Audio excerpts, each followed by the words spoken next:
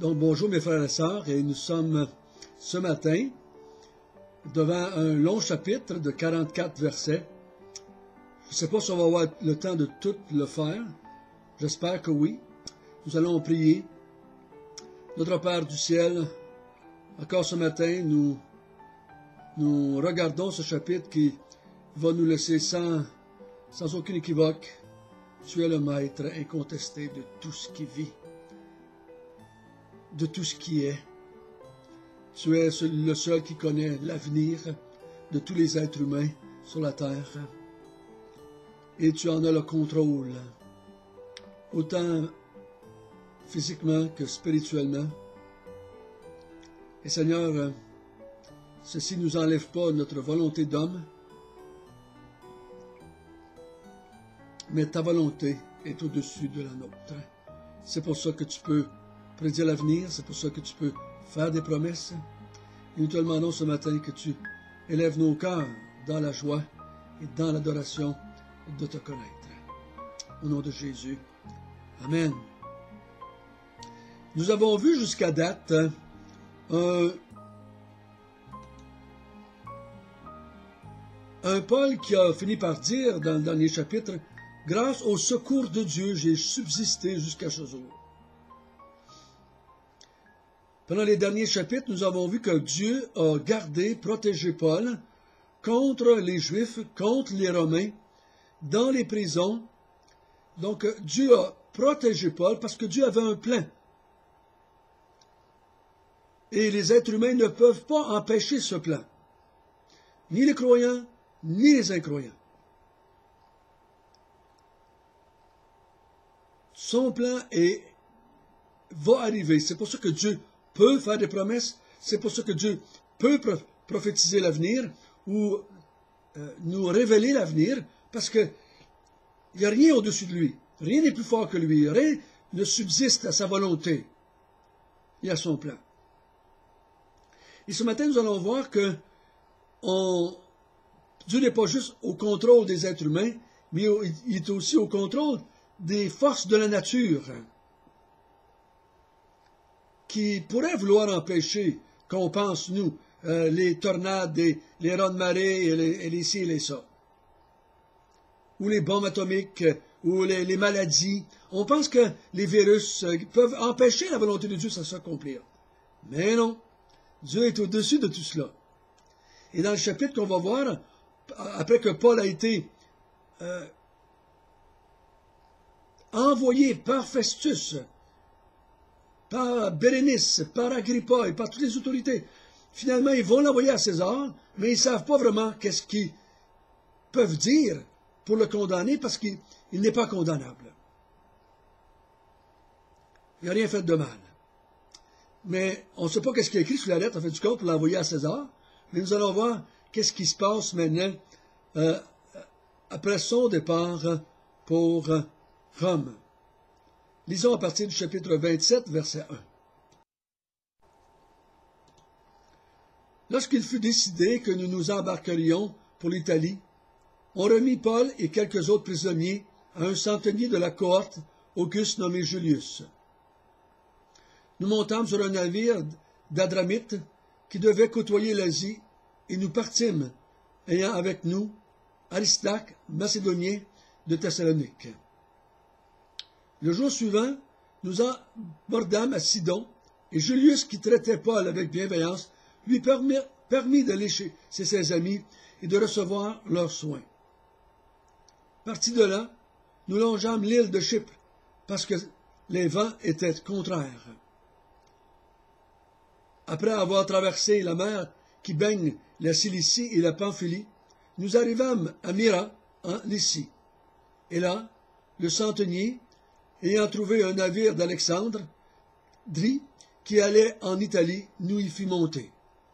Pendant plusieurs jours, nous naviguâmes lentement, et ce ne fut pas sans difficulté que nous atteignîmes la hauteur de Snide, où le vent ne nous permit pas d'aborder. Nous passâmes au-dessous de l'île de Crète, du côté de Salmonée. Nous la côtoyâmes avec peine, et nous arrivâmes à un lieu nommé Beauport, près duquel était la ville de Lacée. Un temps assez long s'était écoulé et la navigation devenait dangereuse, car l'époque même du jeûne était déjà passée. C'est pourquoi Paul avertit les autres en disant aux hommes, « Je vois que la navigation ne sera pas sans péril et sans beaucoup de dommages, non seulement pour la cargaison et pour le navire, mais encore pour nous et nos personnes. » Le centenier écouta le pilote et le patron du navire plutôt que les paroles de Paul. Donc, ce que nous voyons ici ce matin encore, c'est qu'ils vont partir, ils vont faire le voyage de Césarée jusqu'en Italie, Rome, ils vont aller par bateau, et Paul est enchaîné, ou il est en prison, ou il était sur surveillance, on devrait dire plutôt comme ça, surveillance, à partir avec 3 personnes. On voit que Luc est là, il y a aussi un autre homme qui est avec eux autres, et Paul, et il y a d'autres prisonniers. Ils embarquent tous et ils partent. Donc, ils sont vers l'automne. C'est le temps du jeûne. Donc, c'est l'automne, vers le mois d'octobre. Donc, c'est une saison qui n'est pas favorable beaucoup à la navigation. Et c'est pour ça qu'on voit qu'ils ont beaucoup de difficultés. Ils ont des difficultés et des difficultés. Paul leur dit, « Je vois que c'est difficile. On ne devrait pas partir. On devrait rester ici. Il va y avoir beaucoup de dommages et beaucoup de difficultés avec le navire, avec la cargaison et même avec nos vies. » On se demande si Paul parle seulement parce qu'il a une expérience humaine, un peu comme moi, la semaine passée, quand je suis parti pour l'Abitibi, j'ai mis dans mes bagages ma tuque, mes gants, mon foulard, parce que je me suis dit, on s'en va en Abitibi. Il n'y a pas de neige ici. Mais là-bas, souvent, il y a de la neige en fin d'automne. Et effectivement, on a eu une tempête et un moins 20 Celsius. Donc, est-ce que c'est comme ça que Paul parlait? J'ai tendance à croire que non. J'ai tendance à croire que Paul avait été averti par Dieu, ou dans une vision, dans un songe, ou par un ange, comme on va voir un peu plus loin, qu'il y aurait des difficultés qui s'en venaient. Et il a averti les gens, mais les gens n'ont pas voulu croire en Paul. Ils ne connaissent pas Paul. Ils ne savent pas que Paul a des capacités spéciales en Dieu et par Dieu. Donc ils vont partir. Ils vont partir pour aller vers Rome encore une fois. Continuons ensemble le récit.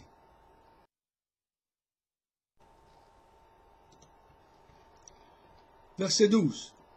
Comme le port n'était pas bon pour l'hiver et pour hiverner, la plupart furent d'avis de quitter pour tâcher d'atteindre Phénix, port de Crète qui regarde le sud-ouest et le nord-ouest, afin d'y passer l'hiver.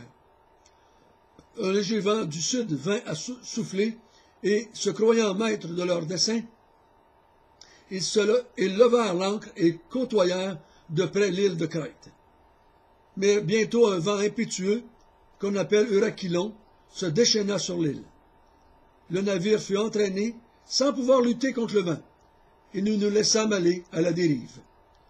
Nous passâmes au-dessous d'une petite île nommée Claudia, et nous eûmes de la peine à nous rendre maîtres de la chaloupe.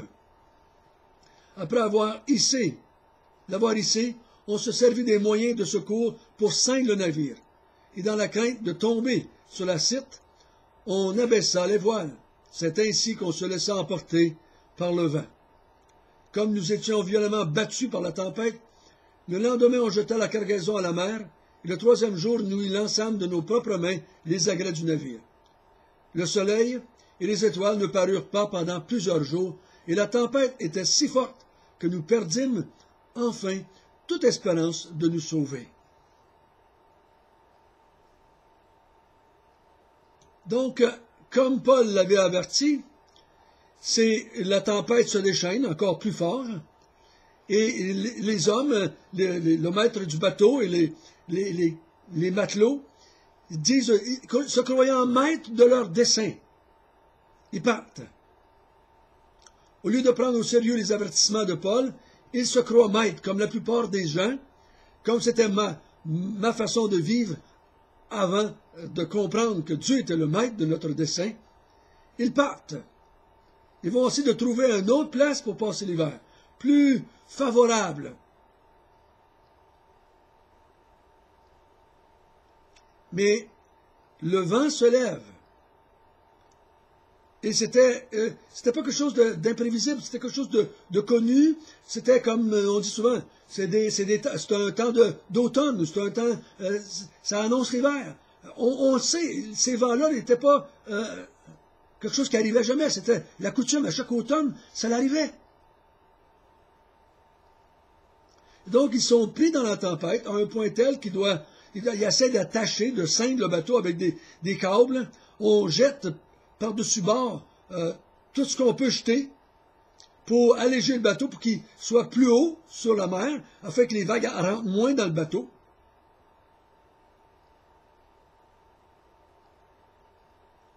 Et il se laisse aller à la dérive, il se laisse pousser par le vent. On baisse les voiles et on se laisse aller. Et Luc dit au verset 20, « Et nous perdîmes toute espérance de nous sauver. » Est-ce que c'est le cas de tout le monde? Est-ce que Paul est dans ce gang-là? Est-ce que Paul a de la difficulté avec le fait que je dois aller à Rome? Dieu m'a dit que je m'en rendrai à Rome? Est-ce que je suis pas mal certain que Paul avait dit à Luc le plan de Dieu pour sa vie, que Dieu avait dit, Paul, tu vas rendre témoignage de moi devant les grands à Rome? Je ne suis pas surpris que toute la gang, devant les événements, se dise, mais nous sommes perdus, on va mourir. C'est tellement fort la tempête qu'on a perdu espoir.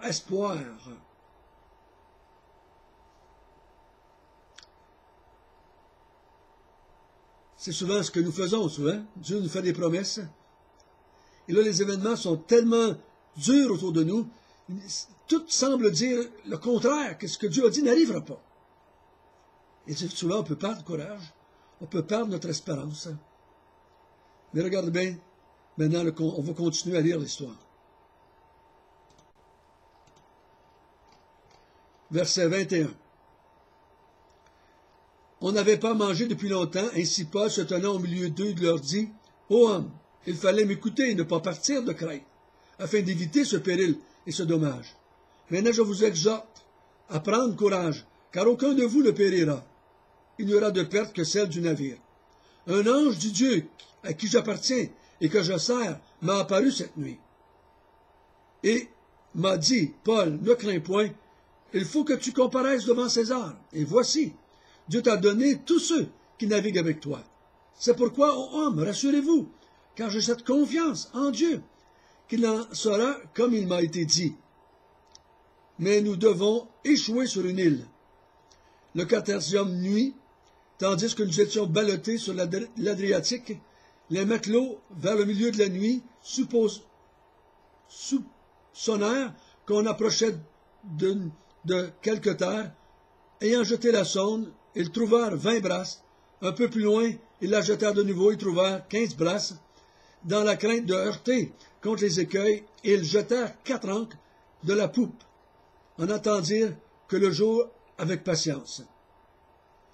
Mais comme les matelots cherchaient à s'échapper du navire et mettaient la chaloupe à la mer pour prétexte de jeter les ancres de la proue, Paul dit aux centeniers et aux soldats, « Si ces hommes ne restent pas dans le navire, vous ne pouvez être sauvés. » Alors les soldats coupèrent les cordes de la chaloupe et la laissèrent tomber. Avant que le jour paraisse, Paul exhorta tout le monde à prendre de la nourriture, disant, « Aujourd'hui, le 14e jour, que vous êtes dans la tente et que vous persistez à vous abstenir de manger. Je vous invite donc à prendre de la nourriture, car cela est nécessaire pour votre salut. Et aucun de vous, cheveux, ne sera perdu. » Ayant ainsi parlé, il prit du pain, et après avoir rendu grâce à Dieu devant tous, il le rompit et se mit à manger. Et tous, reprenant courage, mangèrent aussi.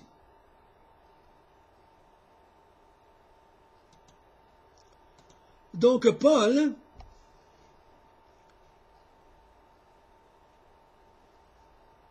finit par leur dire, « Il y a un ange qui m'est apparu durant la nuit et il m'a dit qu'aucun de nous va se perdre et que tous seraient sauvés. Ils vont perdre le bateau, mais ils vont s'échouer sur une île. Et il leur dit, nous devrions maintenant manger. Même si ça fait 14 jours qu'on ne mange pas, manger, c'est nécessaire à notre salut. On doit prendre des forces parce qu'on va avoir besoin de forces physiques.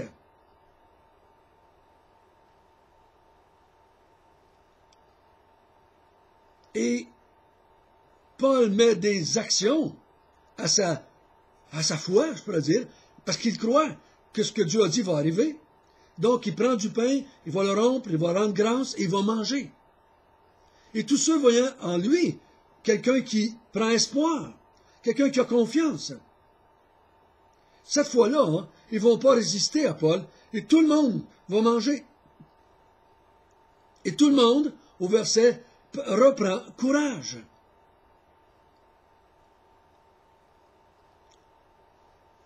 Cette fois-ci, Paul a gagné en autorité parce qu'il avait dit des choses et ils sont arrivés.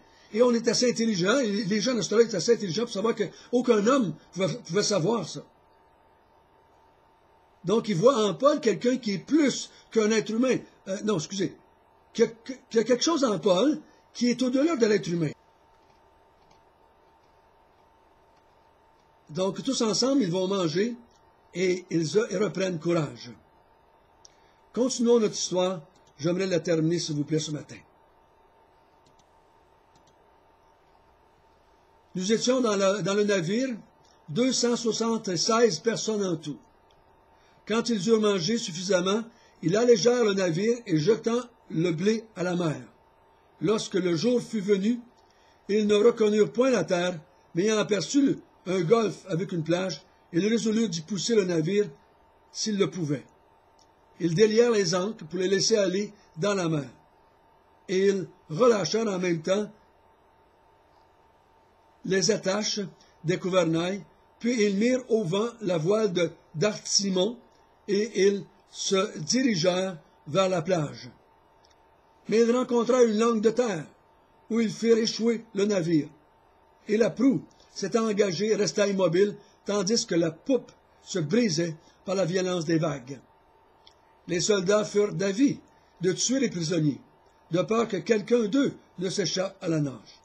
Mais le centenier qui voulait sauver Paul les empêcha d'exécuter ce dessein. Il ordonna à ceux qui savaient nager de se jeter les premiers dans l'eau pour gagner la terre, et les autres de se mettre sur les planches ou sur des débris de navire. Et ainsi, tous parvinrent à la terre sains et saufs. Donc, qu'est-ce que nous voyons? Après qu'ils aient fini de manger et qu'ils aient repris courage, ils ont allégé le bateau le plus possible en jetant tout ce qu'ils pouvaient par-dessus bord. Ancre, nourriture, blé, tout ce qu'il y avait, ils l'ont jeté afin que le bateau se soulève le plus possible et qu'ils peuvent aller le plus loin possible dans la plage. Mais finalement, ils rencontrent un banc de sable, ils s'échouent. Et là, à la recommandation de Paul, hein, ils vont se mettre sur des planches, sur ces débris de bateau, pour atteindre le rivage. On voit que les soldats veulent faire mourir les prisonniers, mais Justus va les empêcher de tuer Paul et les prisonniers. Ils coupent les liens, puis ils partent ensemble, tout le monde, et tout le monde arrive à la plage, sain et sauf, sans que personne ne meure. La parole de Paul, ou la parole que Dieu avait dit à Paul, s'accomplit. On ne peut pas faire autrement en lisant de voir Dieu à l'œuvre. Encore une fois, Dieu qui a un plan bien précis pour Paul. Je veux que tu ailles à Rome, rendre témoignage devant les grands. Il contrôle tout le monde. Il contrôle la mer, il contrôle les vents, il contrôle les navires. Il décide que ces 276 personnes ne vont pas mourir. Et personne ne meurt. On voit Dieu qui fournit à Paul un ami inconverti, qui va le sauver à plusieurs reprises, qui va le protéger. C'est tout Dieu qui fait ça dans la vie de Paul.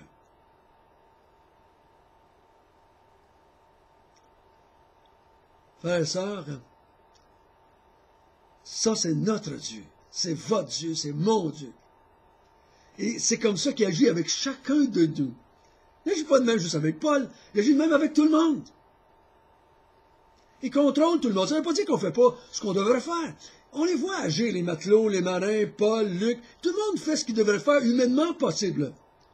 Il allège le bateau, il se protège, il mange quand c'est le temps. Et quand c'est le temps de jeter les choses par-dessus, ils jettent les choses par-dessus. Ils font tout ce qui est humainement possible.